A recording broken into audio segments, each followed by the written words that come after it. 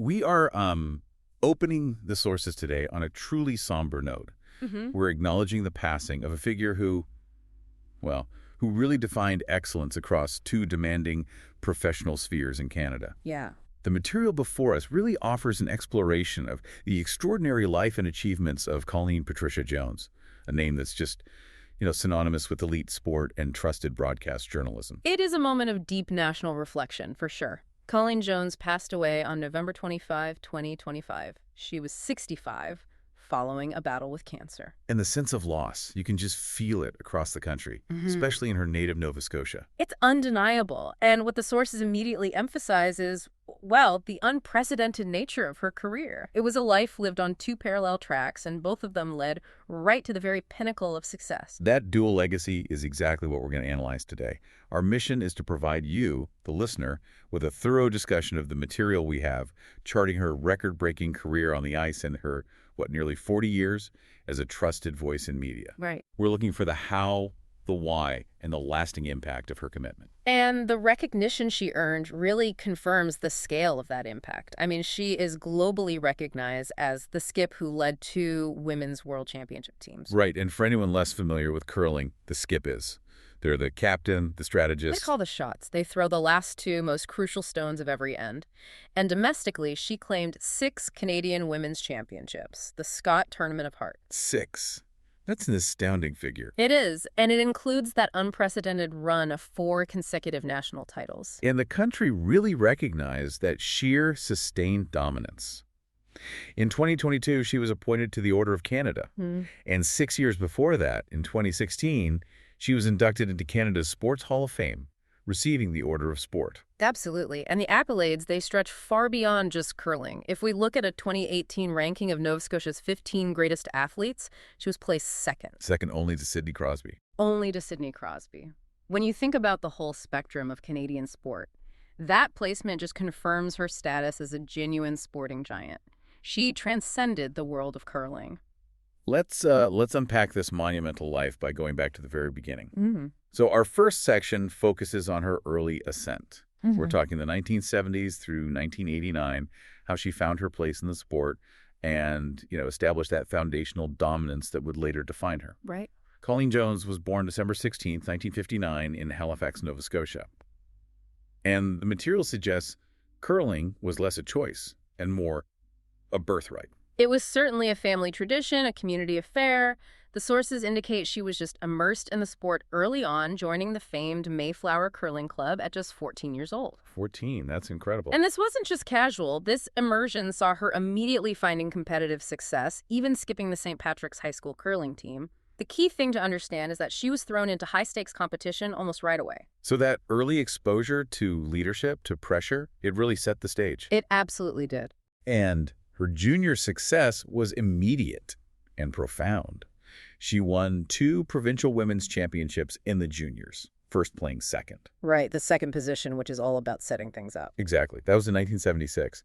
And then she came back the next year, 1977, skipping her own team to victory. And those provincial wins, they naturally led to national appearances. The 76 Canadian Junior Women's Championship was a big learning curve.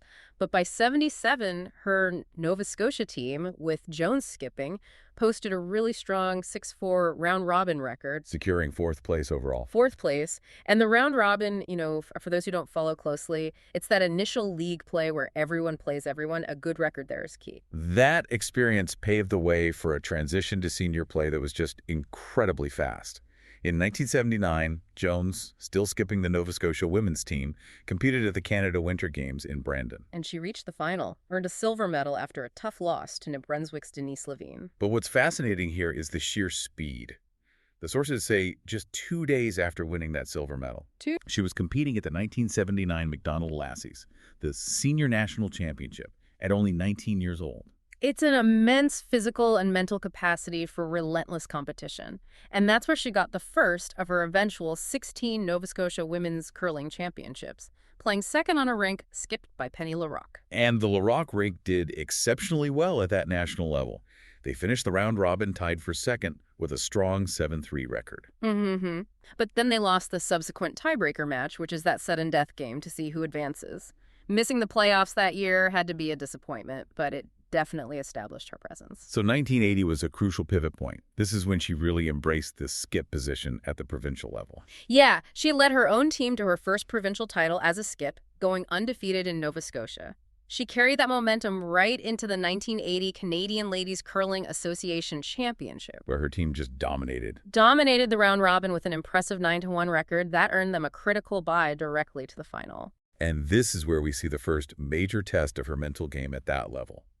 Despite being nearly perfect, she faltered in the final. She lost the championship to Saskatchewan's Marge Mitchell, whose own round-robin record was only 6-4. That must have been a crushing disappointment for such a young, dominant player. How do the sources help us interpret that psychology of losing after being so consistent? Well, that moment really underscores the unique high-pressure dynamics of championship curling. In a round-robin, consistency across 10 games is rewarded. Right. But in the final, it's one day, one game, nerves, ice conditions, a single missed shot. It's all amplified. The sources imply this was a harsh but invaluable lesson for Jones. That dominance doesn't guarantee the trophy. Exactly. It taught her that closing out a tournament required a specific ice-cold mental toughness that she would, eventually develop. She had a small setback in 1981, getting eliminated in the zone playdowns, but she came back with ferocity in 1982.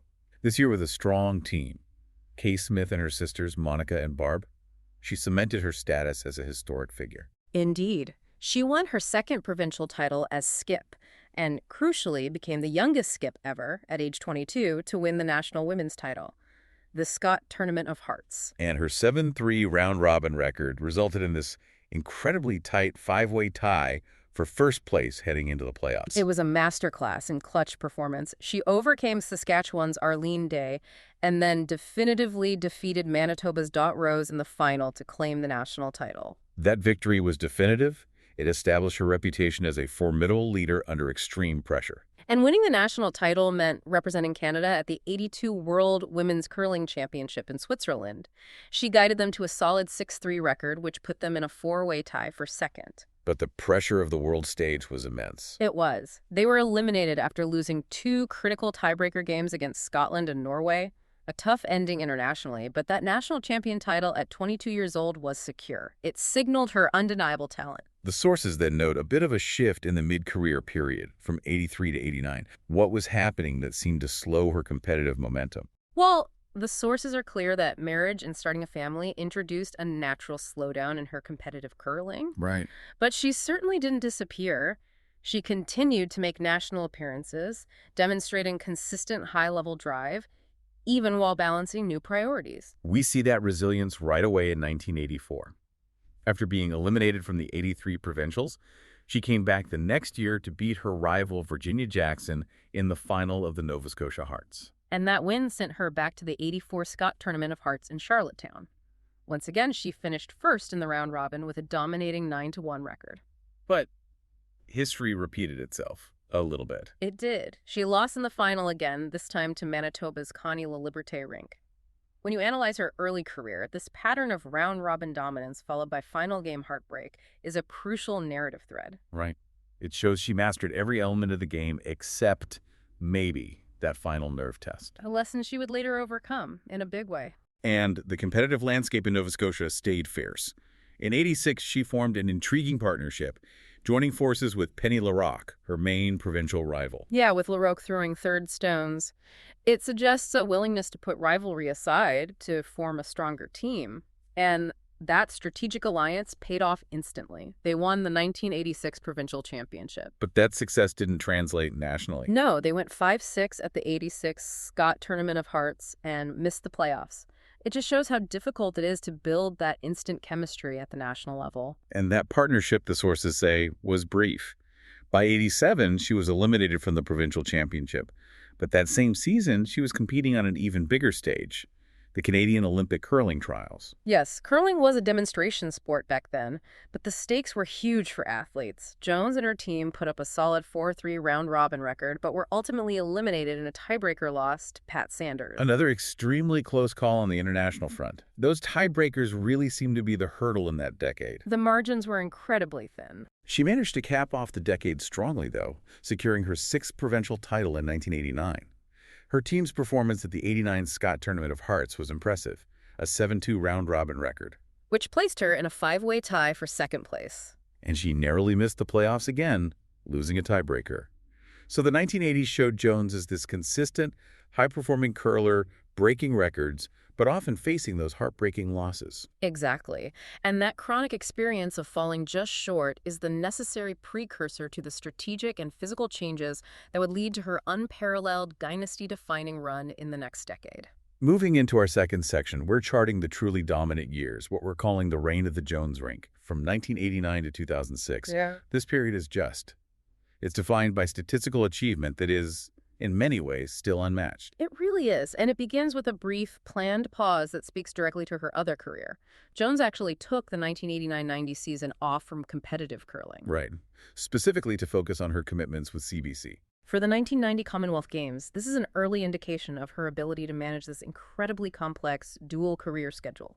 And when she returned in 1991, she didn't just ease back in. She immediately hit a massive winning streak provincially. She was back to her old form instantly, won her 7th provincial title, defeating Heather Rankin in the '91 Nova Scotia final. This really marked the beginning of her late career surge. And a tremendous streak of provincial dominance. The next year, 1992, with a new lead, Sue Green, she won her 8th provincial title. And crucially, the sources note she became the first skip to win back-to-back provincial titles since 1979, a record she had previously set herself. Consistency was becoming her hallmark. And that year, the team represented Nova Scotia on home ice in Halifax at the '92 Scott Tournament of Hearts. They finished 6-5, just missing the playoffs. Then came the three-peat at the provincial level. In 1993, she won her 3rd straight provincial title. And defeated Tracy Dobson in a remarkably short final. 9-0 in just 3 ends. That margin speaks to absolute control. Yeah, that's just dominance. Her new team for '93, Heather Rankin, Kay Zink, and Marianne Arsenal, finished 6-5 at the Nationals that year. And it's also worth noting, she was still competing in other disciplines. She won the 1993 Canadian Mixed Curling Championship, playing 3rd for a rink, skipped by her husband, Scott Saunders. That versatility is just remarkable. It really is. By 1994, Jones secured her astonishing 10th provincial title. At the '94 Scott Tournament of Hearts, the team finished 4-7. But 1994 is historically significant for another reason, right? Yes. This is when she took over the record for the most career Tournament of Hearts wins. She won her 67th game that year. And she went on to build that total up to 152 career wins. A massive record she held until Jennifer Jones eventually eclipsed it in 2021. The length of time she held that record, nearly 3 decades, is a testament to her longevity. After a small pause in her provincial streak in '95, she quickly rebounded, winning her 11th and 12th provincial titles in '96 and '97. But the true world-beating lineup solidified around 1998. This is where the famous Jones rink truly became a dynasty. Her core team, Colleen Jones, Kim Kelly, Marianne Way, who later became Arsenal, and Nancy Delahunt, they became one of the most effective units in curling history. Their chemistry was just flawless. And in 1999, they won the Canadian curling title, the 2nd of her career. Also winning the Canadian Mixed Championship again that year. Just incredible. After a brief absence, they came back in 2001 to repeat as Canadian champions in Sudbury. And this national victory propelled them onto the world stage. Where they achieved their first World Championship win in Lausanne, Switzerland. They were global leaders. And the dominance just continued. 2002, they won the Canadian Championship again in Brandon. Followed that up with another Canadian Championship in 2003 in Kitchener. This sequence was already historic, but the true pinnacle came in 2004. Red Deer. The 2004 Scott Tournament of Hearts was monumental. By winning her 5th Canadian title as a skip, she set that critical record. The record for most titles by a skip, yes. But more than that, she achieved something unparalleled. She became the first skip in history to win 4 straight national championships. 2001, 02, 03, and 04. The four-peat.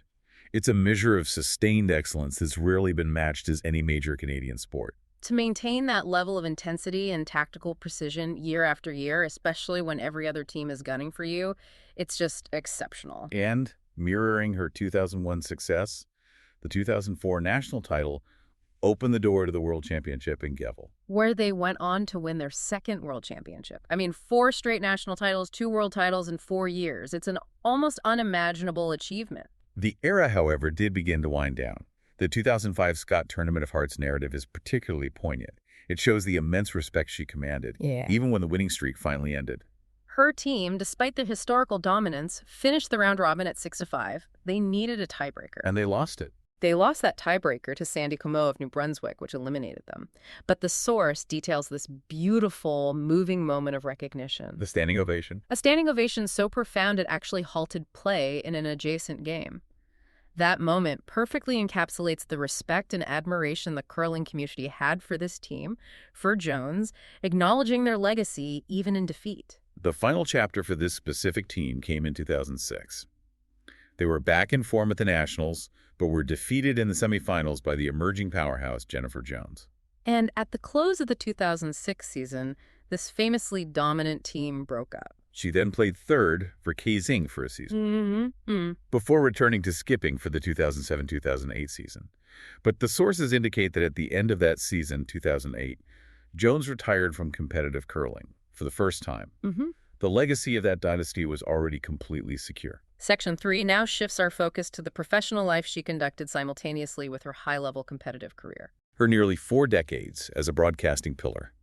It's truly remarkable that she launched her media career almost at the exact same moment she started winning national titles. That parallel start is absolutely key. The sources show she launched her radio career in sports at CHEM Radio in 1982. The exact year she became the youngest national champion. Exactly. This overlapping structure is the mechanism of her success. She didn't have a painful career transition later on.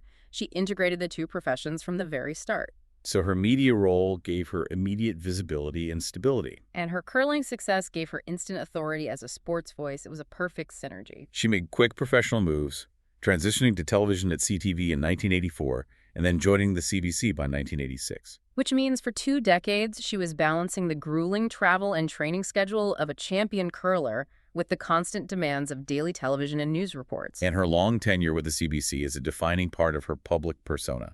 She retired in 2023 after almost 40 years.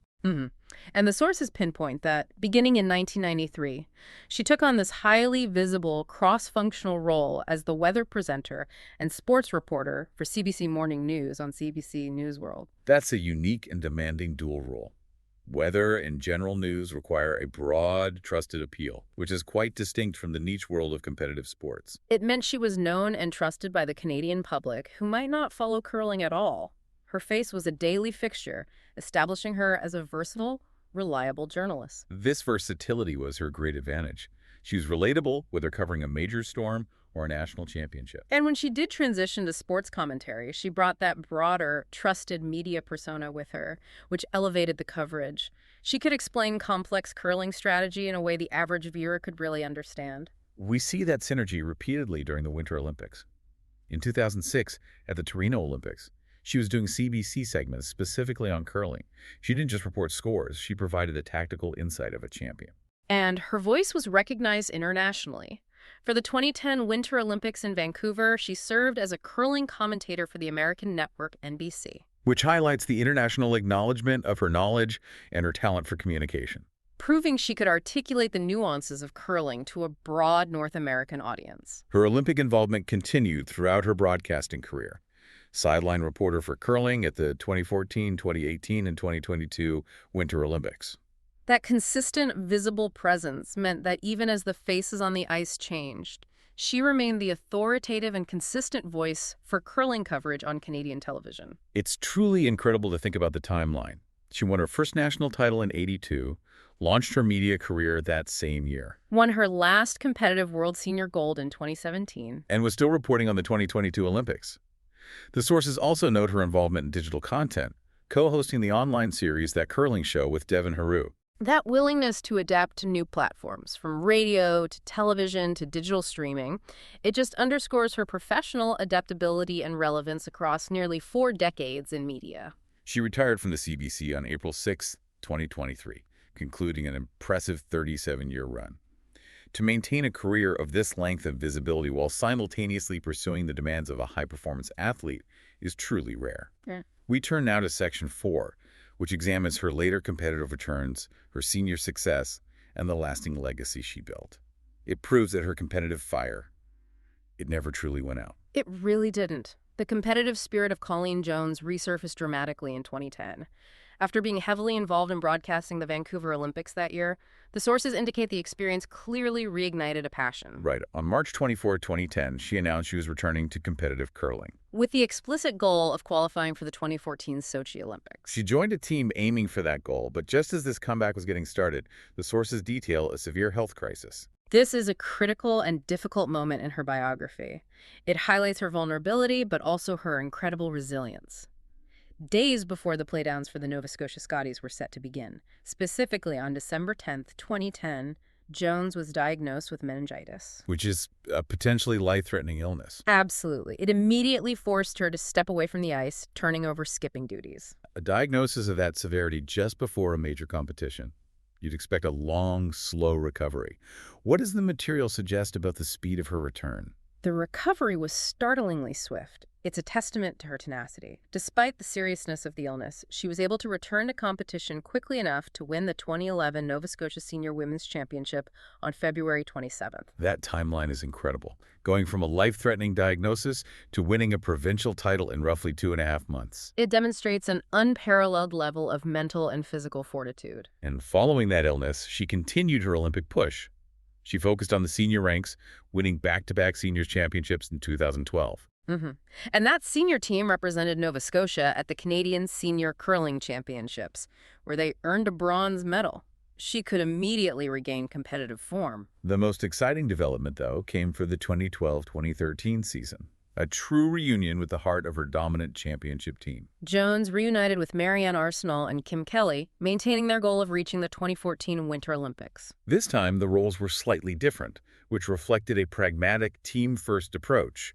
Jones threw second stones. Right, stepping away from the strategic skip role, but acting as the rink's vice skip or mate with Arsenault skipping. Her willingness to adapt her position underscores that the desire to compete with her team superseded the need for personal leadership. And the reunion was successful provincially. The Arsenault skip team won the 2013 Nova Scotia Scotties. They qualified for the national championship in Kingston, and while they didn't reach the playoffs, finishing with a respectable 5-6 record, this competitive return at the national level with their old teammates, a decade after their initial reign and after her serious health setback, showed the synergy was still there. And as she approached her later years, her dominance just shifted to the senior ranks, the over 50 category, where she continued to excel. She appeared in 4 Canadian senior curling championships, earning bronze in 2012 and silver in 2015. Her ultimate success in this category came in 2016. She won her first Canadian Seniors Championship, which qualified her to represent Canada at the 2017 World Senior Curling Championships in Lethbridge, Alberta. And just as in her prime, she exhibited complete dominance on the world stage. Going through the entire 2017 World Senior Curling Championships undefeated, securing yet another world title in her late 50s. And that team included Kim Kelly, Mary Sue Radford, and Nancy Delahunt.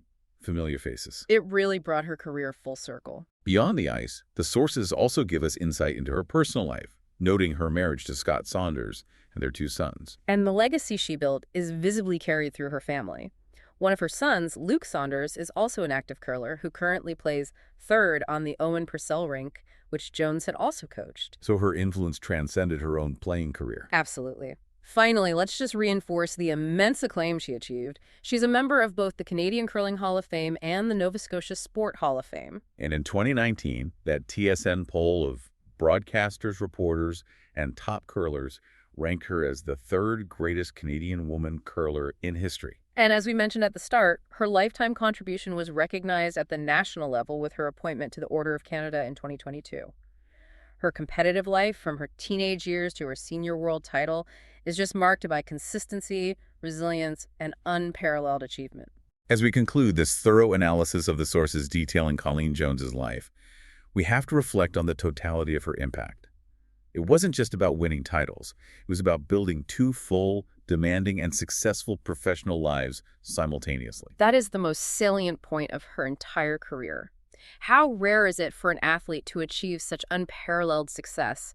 6 national championships, 4 in a row, 2 world titles, and then, without skipping a beat, maintain an equally long and successful career as a major broadcaster for nearly 4 decades. It speaks volumes about her drive, her adaptability, and her professional discipline. It really does. She managed the intense emotional pressures of sport, including the roller coaster of near misses, the physical recovery from a life-threatening illness, all while maintaining a highly visible career in national media. She covered the news, presented the weather, and then traveled the world to commentate on the very sport she had mastered, even while she was still actively competing and coaching. The sources map out a life that offers a powerful lesson to anyone navigating a public or professional change. Her career trajectory just defies the typical athlete narrative of having one act followed by a quiet retirement. Exactly. Even after recovering from meningitis, she redefined her competitive goals, adjusted her role on the ice, and achieved World Senior Gold in 2017. Her life demonstrates the possibility of continuous contribution and professional reinvention. She was still actively contributing and achieving success well into her 60s. It was a life defined by consistent, dual-track excellence. It truly inspires you to consider the concept of continuous professional contribution in a public life. Jones demonstrated that when one competitive chapter slows down, you don't necessarily need to stop achieving. You can just change the arena. Or adjust your role, or commit fully to the simultaneous act you've been cultivating all along. Her life proved that talent and drive don't diminish, they simply change their focus. A remarkable life, celebrated and deeply missed. An extraordinary legacy in Canadian sport and media that will endure. Thanks for listening.